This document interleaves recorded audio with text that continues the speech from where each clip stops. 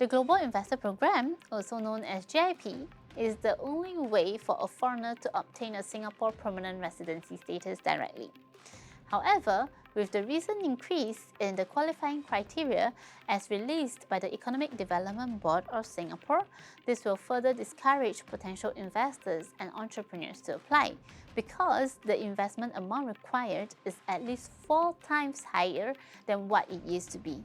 This goes to show the Singapore government is only interested in attracting and accepting top-tier foreign investors and entrepreneurs here.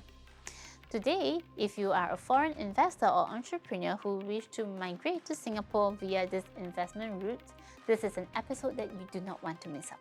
The GIP is a program that was first introduced by the Economic Development Board of Singapore back in 2004, designed to offer an attractive route to successful and well-established business owners and investors for them to obtain Singapore permanent residency status with their families. These GIP applicants will help to create jobs and generate economic spin-offs from their investments into Singapore. And in return, they get to enjoy the perks and privileges of a Singapore permanent resident, such as property, healthcare, education system, and many more. Since 15 March 2023, the Economic Development Board Singapore has officially implemented new changes to the requirements and eligibility criteria for the Global Investor Program. Investors who are seeking to obtain permanent residency through this GIP now must invest more in one of the following 3 investment options. The first option is to invest at least 10 million Sing dollars into a new or existing business in Singapore, including paid-up capital.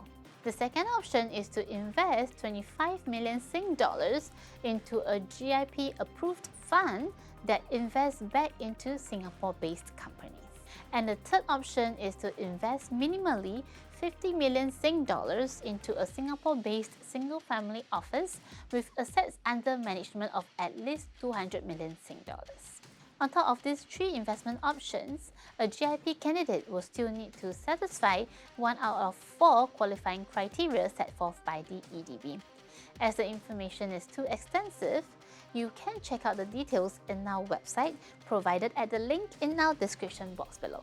As Singapore PRs, these investors will also receive a re-entry permit known as REP, which they will need to renew to retain their Singapore PR status.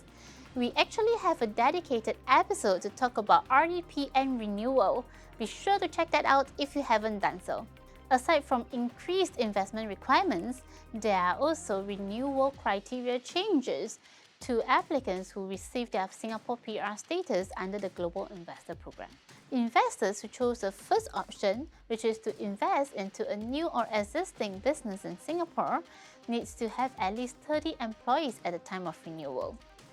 At least 10 must be new hires, half of whom must be Singaporeans. For investors who chose option 2, which is to invest in a GIP fund, they need to maintain their investments in the said funds.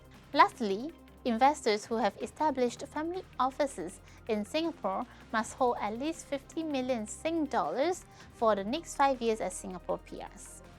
To add, 5 new family office professionals must be hired, with at least 3 of them being Singaporeans.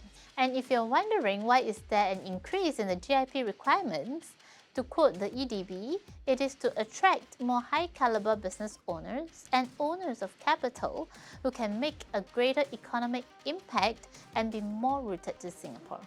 GIP has provided an excellent opportunity for many foreign business owners and remains as one of the best options for these caliber of people who wish to look for a secure and reliable way of getting a Singapore permanent residency directly.